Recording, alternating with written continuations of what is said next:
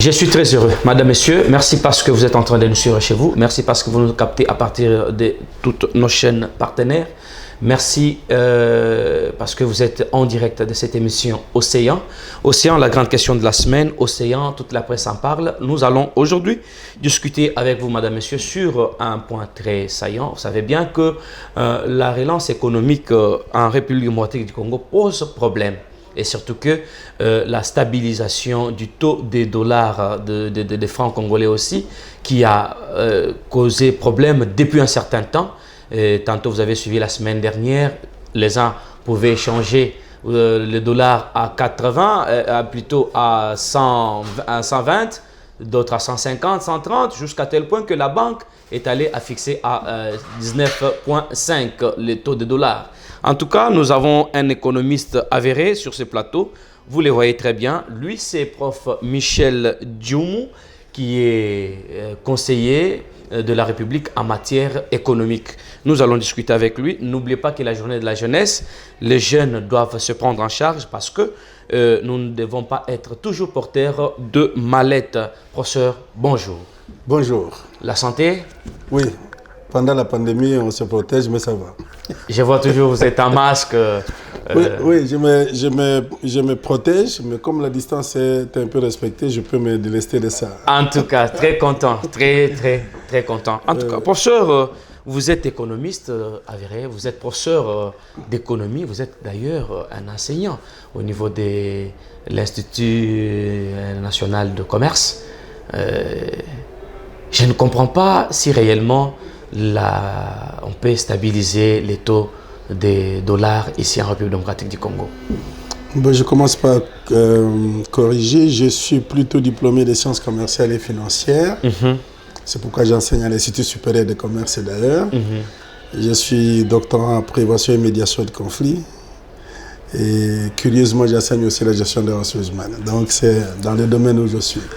Mais parce que tu veux qu'on parle de la fin, parce qu'en me posant la question sur le taux de change, tu regardes plus la consommation.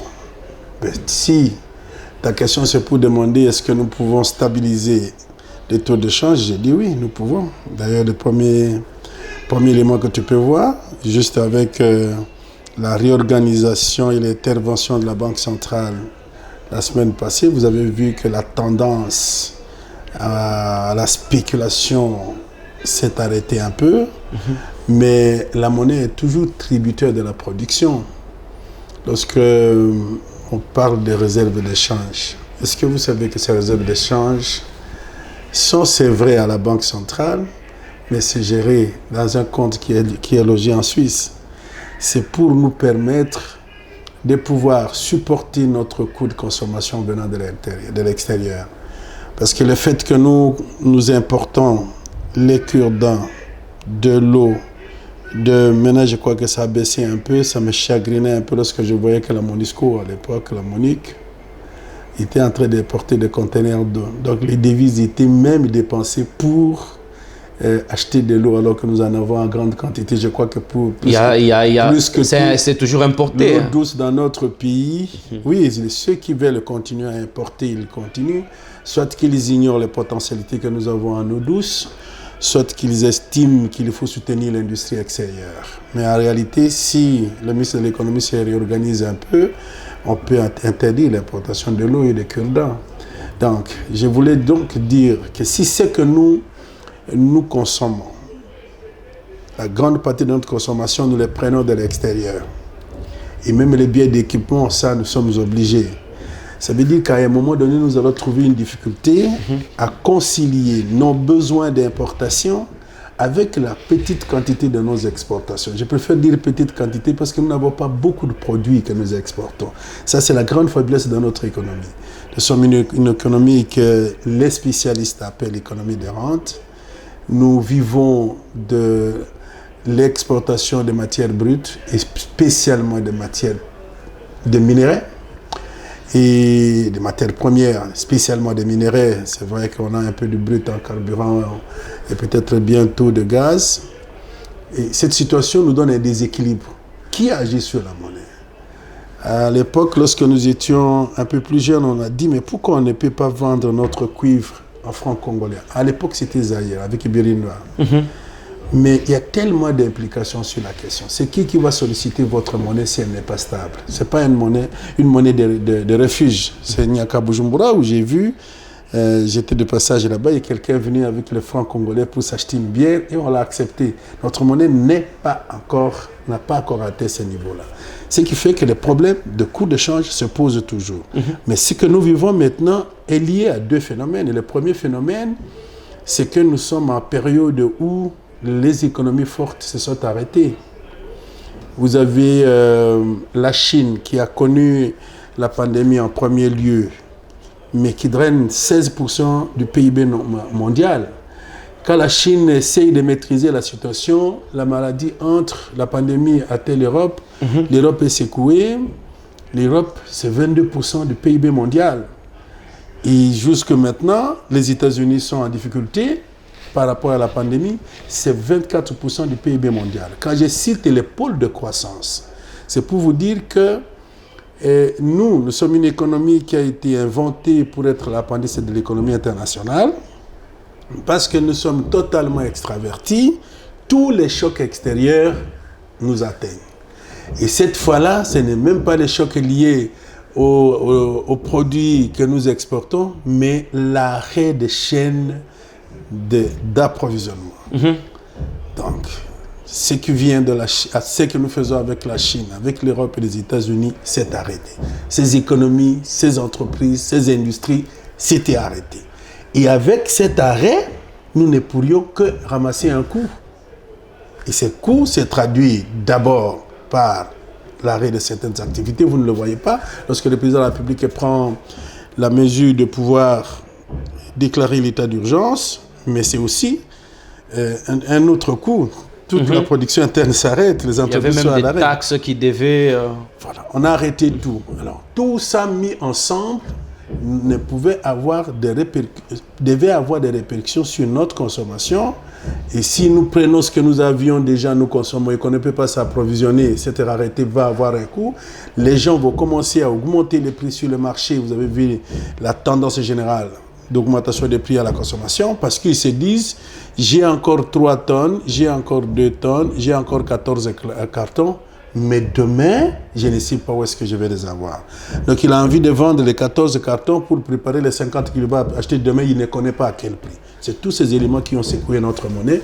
Mais moi, je suis plus calme. Je me dis, parce que toutes les économies ont été secouées, c'est vrai que nous sommes une économie fragile. Mais quand nous regardons sur nos voisins, c'était presque plus que ça. Si nous, notre monnaie a perdu 17% ou 19%, et même si on y arrivait à 20%, mais regardez là sur l'Afrique du Sud. Quel a été le niveau de l'inflation en Afrique du Sud? Je ne cite que l'Afrique du Sud, mais vous pouvez prendre la Côte d'Ivoire, vous pouvez prendre... Je ne prends pas beaucoup le pays de l'IMOAC parce qu'ils ont une stabilité relativement connectés à l'euro, donc ils sont gérés différemment. Mais lorsque tu arrives en Égypte, lorsque tu es en Algérie, je crois même le Maroc, il y a eu des secousses. Donc chez nous, nous avons connu ça et maintenant la Banque centrale est en train d'intervenir petit à petit pour maîtriser la situation. J'espère que ça va être maîtrisé. Mais cela doit s'accompagner par une relance de la production. Si la production se relance et que la banque intervient, probablement dans les 3 mois, 4 mois, on peut retrouver une zone d'équilibre qui soit plus ou moins supportable. Mais j'ai vu récemment, le chef de l'État a fait un emprunt de 17 millions de dollars américains. Donc 170 millions plutôt pour combler un peu sur le marché public pour peut-être stabiliser les taux et l'économie. Donc quand vous dites que le chef de l'État a fait un emprunt, c'est-à-dire qu'il a emprunté où? Pour vous, il a emprunté où? Répondez à ma question, même si c'est toi qui poses les questions. Donc, ce que le président de la République peut demander au gouvernement, c'est de pouvoir intervenir. Et c'est ces limites-là, il donne l'instruction. Alors, il y a un comité stratégique qui travaille sur...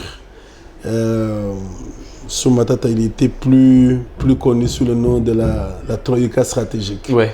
Mais il y a toujours un groupe qui travaille sur les questions économiques au gouvernement, le ministre des Finances, le ministre du Budget, le gouverneur de la Banque centrale, le directeur de cabinet du chef de l'État chargé des questions économiques, le directeur de cabinet adjoint du Premier ministre chargé des questions économiques, ils se mettent ensemble pour dire maintenant, la situation est telle qu'il faut faire pression sur les banques commerciales, sur les opérateurs économiques, pour qu'ils ne puissent pas, qu'ils puissent rapatrier un peu de devises. Et on demande à la Banque centrale de racheter ces devises.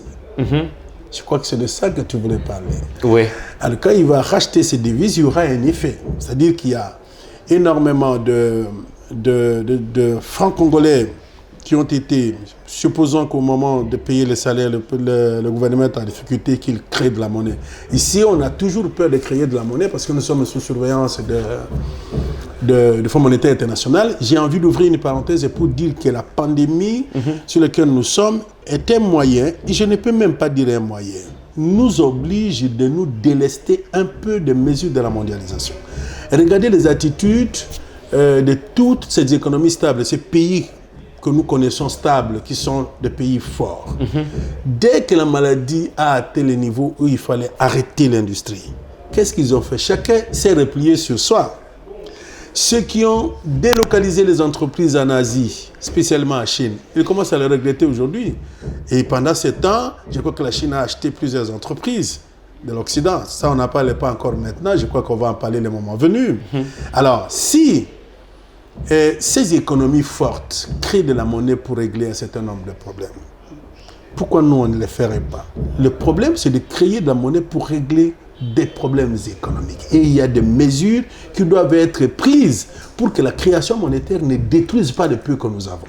Bon, je ne suis pas la Banque centrale, je ne suis pas au gouvernement. La seule chose que je dis, j'essaie de spéculer sur la question pour dire nous pouvons maîtriser la situation de notre monnaie si on soutient suffisamment la production. Je voudrais insister là-dedans, il faut soutenir la production. On en arrive. Et la production interne.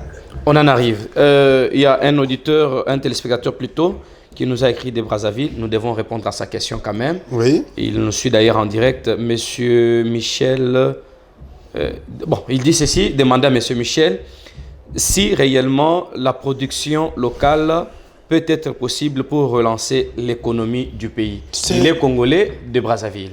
Michel, nous te répondons à ta question. Mon homonyme, je te salue à passance. J'espère que d'ici peu, Brazzaville, la frontière sera ouverte et que je pourrai traverser à Brazzaville.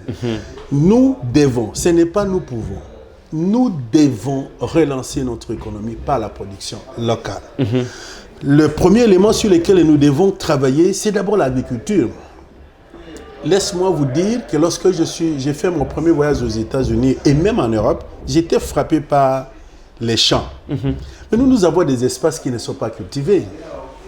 Alors, si vous n'avez pas trouvé à manger pour la population, vous ne pouvez pas régler des problèmes de voyage, beaucoup d'autres problèmes sont des problèmes secondaires. Donc, il faut sortir de la zone des besoins physiologiques. Alors, notre pays peut nourrir l'Afrique.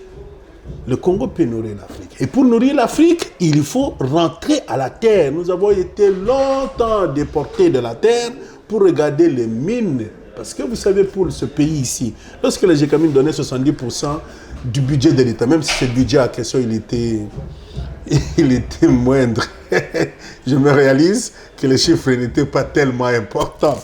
Mais ça a été compté à son temps. À l'époque, c'était suffisant pour entretenir la pauvreté, parce que je ne dis pas que nous pourrions sortir, on n'en est pas sorti, pour entretenir la pauvreté. Donc, pour répondre à la question, je me dis, les gouvernements africains, spécialement nos pays, nos deux Congos, l'Afrique centrale et les autres zones économiques de l'Afrique entière, doivent s'organiser pour relancer d'abord la production interne. Chacun connaît quel est le produit sur lequel il est fort. Moi, je pense que si tu pars à Brazzaville et vous venez à Kinshasa, nous avons pratiquement les mêmes terres et la même végétation. Oui. Donc, en relançant l'agriculture, nous pouvons d'abord nous suffire pour empêcher que les peu de devises que nous avons, que nous puissions envoyer en Inde pour importer du riz ou à Vietnam ou au Liban. Donc, vous dites non à l'importation. Il faut arrêter d'importer ce que nous pouvons produire. Et pour cela, dans notre pays, je rentre à Kinshasa, si vous allez au ministère des Finances, il y a une direction de la dette publique. Allez-y consulter qu'est-ce qui constitue cette dette publique. Une grande partie, c'est des petits fournisseurs, des petits producteurs qui ont eu à traiter avec l'État, avec l'armée, que l'on n'a pas payé et qu'on a gardé pendant longtemps. Les peu de moyens qu'ils avaient ont été bloqués et ces opérateurs sont tombés en faillite. À ce moment-là, si on veut faire quelque chose, mais oui, réorganisons ces gens, les gens qui étaient en train de faire les replantations, qui étaient en train de créer, le coton a disparu, mais nous avons toujours besoin de produire des habits, beaucoup de produits, l'arachide a disparu, tout ce que nos parents faisaient a disparu et pourtant nous on a étudié avec ces produits-là. Maintenant, il faut rentrer là-dedans pour spécialiser des personnes qui peuvent produire de l'arachide, qui peuvent produire le noix de palme, qui peuvent produire de l'haricot, qui peuvent produire le riz. On parle beaucoup de riz parce que c'est la plus grande consommation. Mais hier, quelqu'un m'a envoyé, je crois il est de la plateforme de la ACC, qui m'a envoyé une machine pour fabriquer, pour préparer le foufou. Une machine moderne. Ça veut dire que nous devons revoir comment nous sommes en train de traiter notre manioc, comment nous le présentons et peut-être demain nous pourrions le présenter mieux pour avoir des devises. Oui, Monsieur Michel, c'est possible de relancer notre économie par la production interne. Et je dis, commençons par l'agriculture. Alors, nous avons les moyens. Et vous avez des moyens modernes qui s'ajoutent. Parce que pour arriver au niveau de la production industrielle, on aura besoin de l'électricité. Il y a un grand débat là-dedans. Oui. Mais regardez le soleil qui s'élève. Nous avons énormément du soleil sur l'année. Ça veut dire que nous pouvons profiter des énergies nouvelles qui se présentent et faire des panneaux solaires au lieu d'attendre que nous puissions produire de l'énergie avec ce qui est déjà interdit. Je ne vais pas entrer dans les données de réchauffement climatique. C'est-à-dire, l'Afrique se présente avec des opportunités que les autres n'ont pas et nous pouvons nous regarder, il suffit, je ne dis pas qu'on s'enferme, mais regardez ce que Dieu nous a donné. Dans les 5 ans à venir, nous pourrions changer l'équation. Je veux dire, restructurer nos bases économiques et pouvoir les diversifier. Quitter la zone où, à Brazzaville, on ne produit que le pétrole. Le jour où le pétrole attaque le coût, toute l'économie est par terre, il faut aller s'endetter. À Kinshasa, je parle de Congo, Kinshasa, Congo-Brazzaville, on ne regarde que le cobalt, le monde entier regarde en bas, c'est à cause de cobalt que vous êtes en train de vous enorgueillir. On descend le cours de pétrole, où on essaie de canaliser que votre cobalt n'arrive que sur 2 ou 3 sociétés dans le monde qui contrôlent votre production. Donc, ils ont non seulement la possibilité de fixer les prix, mais aussi de vous maintenir dans une certaine zone de production. Ça, c'est parce que nous ne regardons qu'un seul point. C'est pourquoi je dis, tout cela doit continuer. Mais, ouvrons une brèche vers l'agriculture. Rentrons d'abord à l'agriculture. Alors, et il y aura énormément de choses qui peuvent être faites. Je suis en train de voir... avec les quelques productions locales, vous dites que c'était vraiment insuffisant parce que nous avons quand même quelques productions locales, entre autres, par exemple au Kasaï central, je vois à Luisa, on produit les oignons, on produit l'arachide, nous voyons le bandundu qui nous donne le manioc et ce n'est pas un peu suffisant. Non, c'est-à-dire que je ne parle pas de l'agriculture telle que nos parents le font juste pour nous trouver à manger, encore plus. Mais c'est ce qui nous a relevé l'économie à son temps. Ça ne nous suffisait. Non, à l'époque, il y avait plus que ça. Non seulement les parents le faisaient pour nous, mais il y avait des sociétés. Je parlais tout de suite du coton. Il y avait la cotonnière. Donc les parents cultivaient le coton. C'était dans des villages. Ils faisaient des petites productions, mais il y avait un circuit de ramassage qui permettait à ce que la production d'un secteur, la production d'un territoire, la production d'une province était connue. Aujourd'hui, nous sommes nulle part. Je peux rentrer très vite dans l'arachide.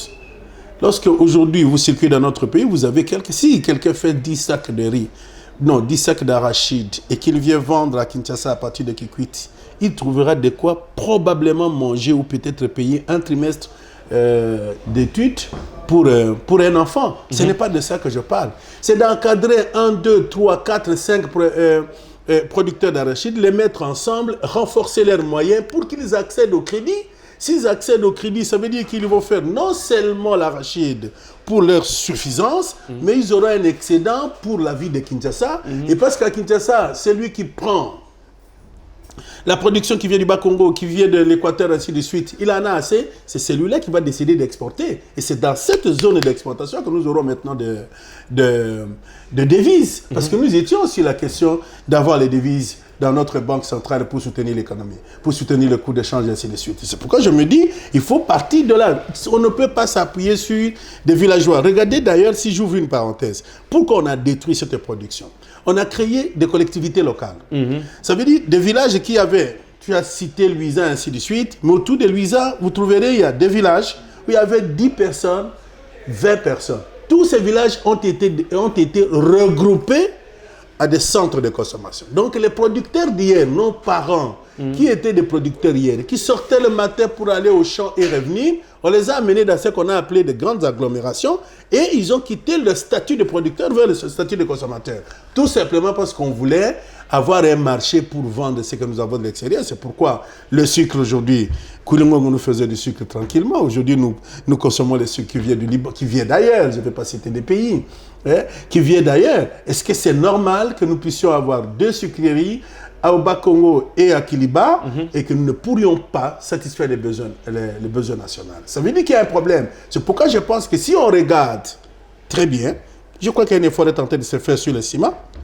On n'a plus que, même si on a sacrifié la cimenterie nationale, je profite de votre micro pour demander que l'État relance la cimenterie nationale et toutes les cimenteries privées qui sont en train de s'installer entre Lukala et Kinsuka, on peut installer 50 usines. Quelqu'un me l'a dit, j'étais malade. Il dit 50 usines sans problème de cimenterie dans notre pays, ici, juste ici dans le Bas-Congo. Ça veut dire que si nous augmentons la production de ciment, demain, la modernisation de nos cités ne sera plus tributaire de ciment importé de l'Espagne. Est-ce que vous comprenez de quoi je parle? Oui, oui. C'est pourquoi je me dis que même quand je dis l'agriculture, je ne parle pas de l'agriculture pour que toi, tu trouves le foufou à manger. Je parle de l'agriculture qui te satisfait, qui satisfait le village, et qui trouve un excédent pour des grandes villes, ce qui fait que, bon, vous savez, le transport, c'est une fonction dérivée de l'économie. Quand je dis relancer l'agriculture, il y a toute une machine qu'il faut faire. Vous devez ouvrir les routes, vous devez construire... qui pose d'ailleurs problème ici en République démocratique du Congo. Sérieusement, mais c'est parce que nous n'avons pas compris le message de la nature. Dans notre pays, on devait se plaindre moins par rapport à ça. Si vous regardez la carte de la République démocratique du Congo, toutes les grandes villes sont construites le long de cours d'eau. Là où il n'y a pas de cours d'eau, il y a des appendices de chemins de fer et des routes de dessertes agricoles. Ça veut dire que la nature nous a gâtés pour la circulation des biens que nous produisons. Donc, personne ne regarde le fleuve et ses affluents, 1700 km que vous pouvez circuler sans pouvoir investir comme on investit. Pour construire de la gare centrale à l'aéroport d'Ndjili, je ne connais pas les chiffres, mais c'était plus de 100 millions de dollars. Alors, si vous faites 100 millions de dollars pour baliser le fleuve Congo et ses affluents, vous avez une circulation qui vous permet que les petites embarcations et les grandes qui faisaient 21 jours pour arriver à Kisangani ou plus de 14 jours pour arriver à Ilibo, ils peuvent faire ça à 7 jours, donc le marché sera plein. J'ai déjà fait ça moi-même, une étude. Les jours où les bateaux, un certain bateau, Kokolo de l'Onatra à Corsté, avec le foufou, je suis passé une semaine avant lorsqu'il s'est annoncé, j'ai pris les prix de maïs dans les petits ports, et le jour où il est accosté, j'ai vu comment les prix baissaient. Le jour d'accostage, le deuxième jour de déchargement, le troisième jour, et le maïs est sur le marché au prix le plus bas. Donc, en utilisant l'infrastructure naturelle que Dieu nous a donnée, nous pouvons régler le problème de coût d'infrastructure. Quand on a lancé le programme de 5 chantiers, un programme, je crois, le meilleur. C'est le programme de tous les gouvernements du monde, mais chez nous, on l'a appelé 5 chantiers. J'avais décelé qu'il y avait un petit problème. J'en ai discuté avec le Premier ministre Mouzito à l'époque, qui m'a mis en contact avec le professeur Moukoko, mais ça n'a pas beaucoup marché pour convaincre l'ancien président de corriger cette histoire. On ne peut pas construire des routes dans notre pays qui ne se connectent pas ni sur les fleuves ni sur les affluents. Ça veut dire que vous circulez en parallèle. Et quand j'ai fait cette remarque, à l'époque, le Premier ministre Mouzito m'avait donné raison. Il dit, mais comment faire pour convaincre le président? On est à la veille des élections pour qu'il change cela. On ne peut pas circuler en dehors de ce que Dieu nous a donné. Toutes nos villes de consommation, les grandes villes, sont le long de cours d'eau. Regardons le message que Dieu nous a donné. Investissons sur les fleuves et avançons pour diversifier notre économie. Vous êtes conseiller économique, je crois, conseiller de la République en matière économique. Est-ce que vous avez, social aussi, vous avez un plan stratégique pour remonter cette crise?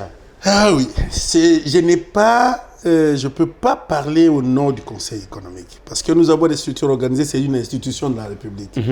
Nous avons un bureau, nous avons les rapporteurs qui a un monsieur très compétent que je souhaite que tu puisses un jour avec vos compliments inviter ici. Il vous parlera du Conseil économique. Mais parce que je suis membre, je peux ouvrir une parenthèse pour vous dire que toutes les questions stratégiques, le Conseil économique étudie et produit un avis. Nous avons déjà, dans le domaine de l'agriculture, je vous parle ici, je n'aime pas entrer en détail pour ne pas trahir les avis, parce que les avis sont destinés au chef de l'État, destinés au Premier ministre, au président de l'Assemblée de deux chambres et au gouverneur des provinces pour changer la situation dans notre pays. Donc j'en parle superficiellement. Nous avons un avis sur la relance de l'économie, de l'agriculture. Nous avons étudié la question des Bukangalozo, des parcs agro-industriels. Un fameux projet qui n'a rien produit. On en parle d'une manière péjorative. C'est un très beau projet. Il n'a pas été... je crois qu'il n'a pas été suffisamment pris en charge pour les rentabiliser. Des millions et des millions de dollars là-dessus. Oui, mais vous ne voyez que ça. Vous ne voyez pas ce qu'il peut produire. Si vous avez mis 200 millions de dollars, au lieu de pleurnicher, nous avons mis 200 millions de dollars. Vous criez pendant 5 ans, nous avons perdu 200 millions de dollars. Est-ce qu'il y a quelqu'un qui peut se poser la question? Et je sais que le ministre de l'Agriculture actuel s'est intéressé de cette question. Qu'est-ce qu'il peut retirer de ces 200 millions? Je ne connais pas les chiffres, mais c'est toi qui as dit. Qu'est-ce qu'il peut retirer pour les générations futures? Qu'est-ce que cette usine, ce parc agro-industriel, première expérience dans notre pays, parce que nous voulons qu'on puisse multiplier ces expériences dans nos provinces. Maintenant, il faut qu'on regarde cette expérience, quels sont les points forts et les points faibles afin de pouvoir avancer. Donc la République n'a aucun plan, stratégique? Non, nous avons un plan de développement pour le pays d'ici 2050.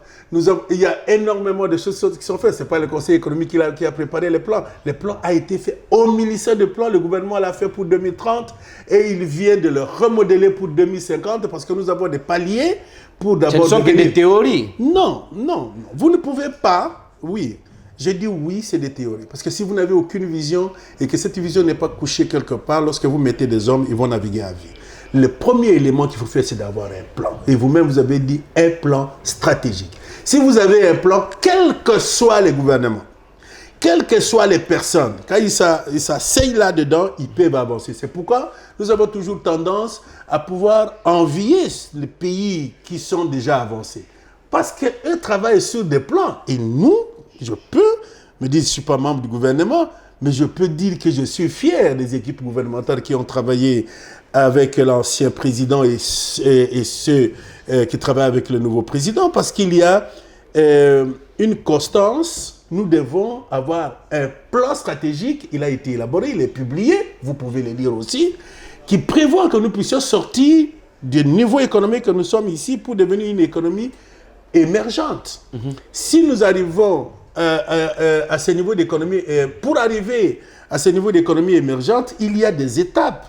Et ces étapes sont définies. Je te demande de pouvoir encore circuler pour que je ne fasse pas la publicité de gens qui travaillent ici. Le pays a un plan stratégique. Le Conseil économique a eu le temps d'analyser ce plan et de pouvoir émettre des avis à l'intention du chef de l'État. Nous avons ouvert des chantiers nouveaux tels que le chantier de la protection de notre forêt. Bientôt, je crois que la réunion, le plan national sur les forêts va sortir. Il y a en bas des experts, dont un grand expert du Conseil économique qui travaille là-dedans avec le ministre au gouvernement, la première ministre de l'Environnement, de l'Environnement et des Ressources naturelles. Je crois que ce sont des débats récents que nous amenons dans la société pour montrer que le Congo n'a pas que le mine. Le Congo a une forêt qui peut soutenir toute l'Afrique et soutient le monde. Nous avons cette question où on a demandé aux Congolais, au Congo, de donner de l'eau au lac Tchad. Les gens regardent ça comme une question triviale. Non, c'est une question de vie pour nous. Vous avez Grand Inga. Le Conseil économique a étudié et dit au président de la République, n'entrez pas dans ce dossier, même si pendant longtemps ça s'est discuté, sans qu'on évite le Congo. Le Conseil économique a émis un avis pour dire au président de la République, n'entrez pas dans ce dossier sans comprendre les enjeux immédiats pour la République. Si nous prenons dans n'importe quel point, sauf si nous le prenons après Inga, nous donnons de l'eau au lac Tchad, qui est en train de perdre de la superficie depuis les 25 dernières années. Ça veut dire que nous sommes en train de sacrifier par ce coup même le grand Inga dont on parle tant. Parce qu'à un moment donné, nous allons manquer d'eau pour pouvoir produire de l'électricité. Or, Inga est entendu comme un grand projet, même si maintenant, il n'aura plus la même assiette commerciale, parce que sur le Nil, vous avez vu que l'Égypte et l'Éthiopie ont fini par construire leur grand barrage, c'est le plus grand maintenant. Ça veut dire que, économiquement, lorsque nous aurons terminé le grand Inga, nous ne pouvons plus envoyer du courant en Égypte comme nous le souhaitions à l'époque. On va se contenter de pouvoir distribuer au reste de l'Afrique. Je ferme la parenthèse, c'est pour vous dire que toutes les questions stratégiques sont étudiées et les avis sont déposés au niveau des autorités.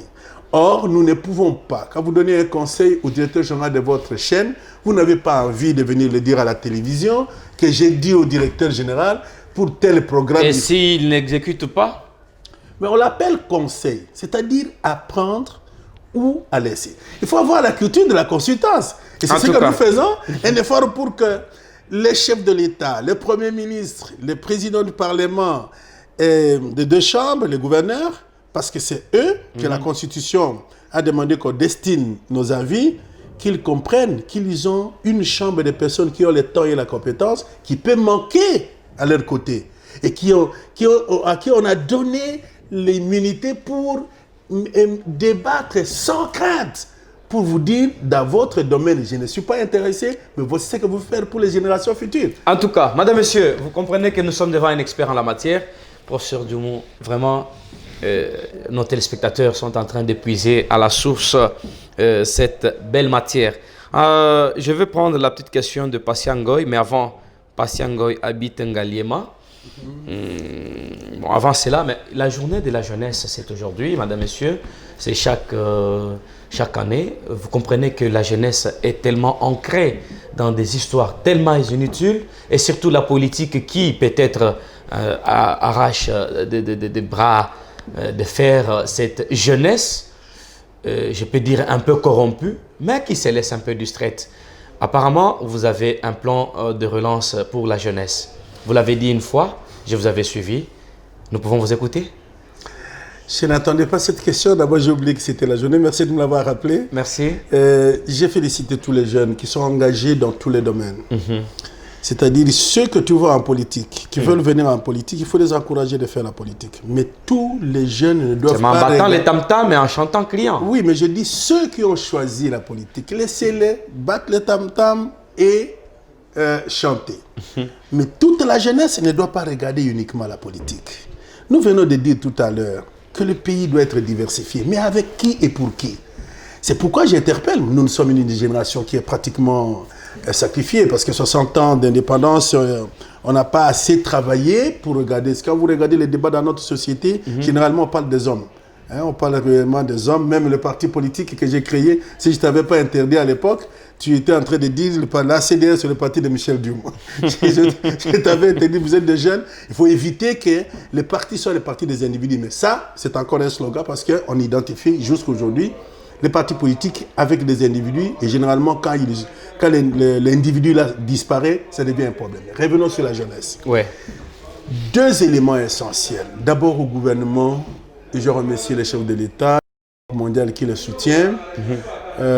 J'espère que cet argent va être décaissé qu'on regarde l'éducation. Éducation, ça veut dire globalement la formation, l'instruction, y compris la partie que nous appelons chez nous éducation. En anglais, ça dit tout. Ça dit globalement l'éducation, c'est-à-dire de la maison jusqu'à l'université. qu'on puisse investir dans la formation de la jeunesse.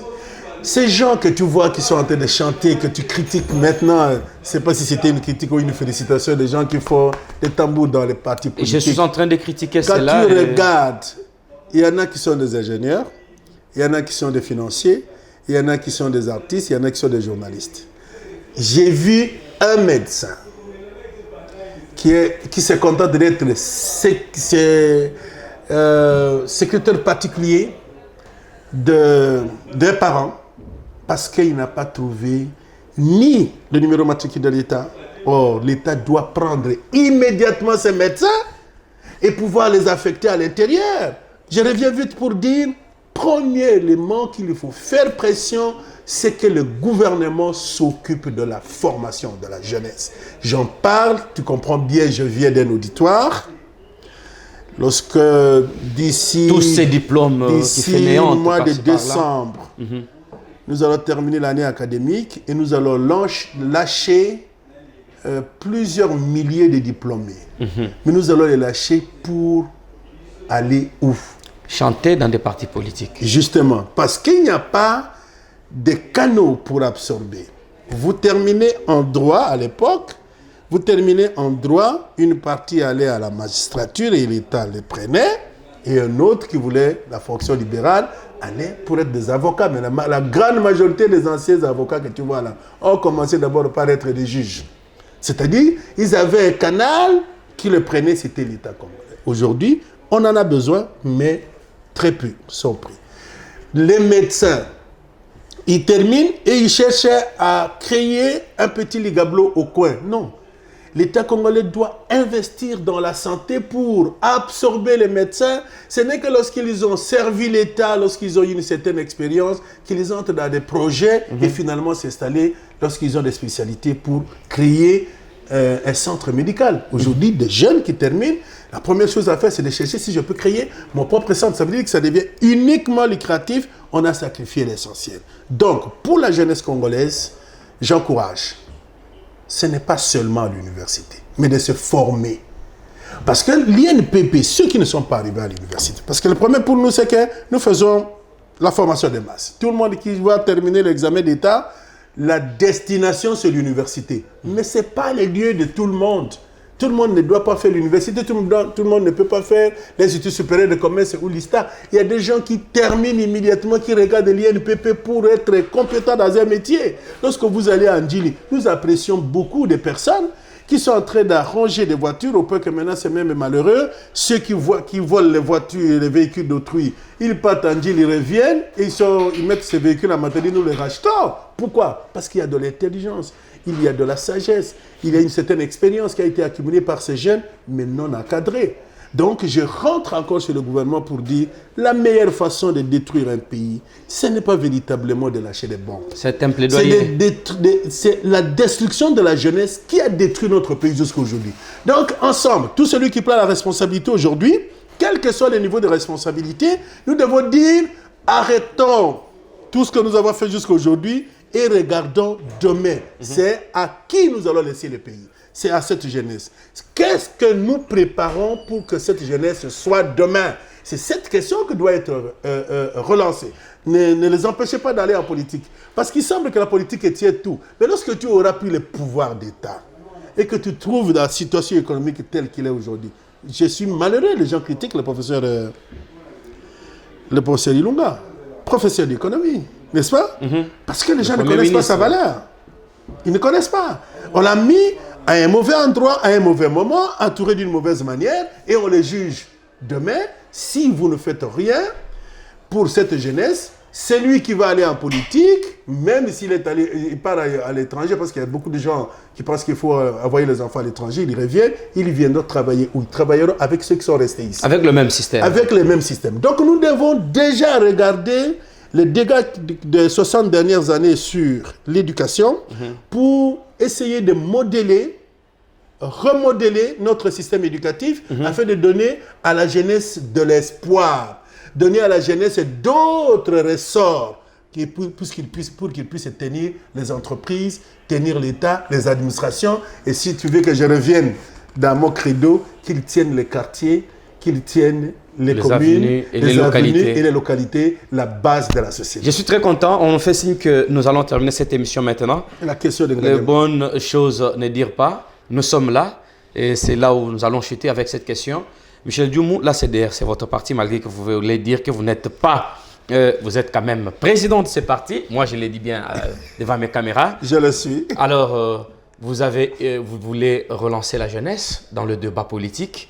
Vous avez 2 minutes pour clôturer cette émission. Madame, Messieurs, je rappelle que c'est l'émission Océan sur vos antennes en recevant professeur Michel Dioumou, qui est professeur d'université, conseiller en matière économique, conseiller d'État en matière économique Conseiller de la République. En matière économique et sociale, voilà.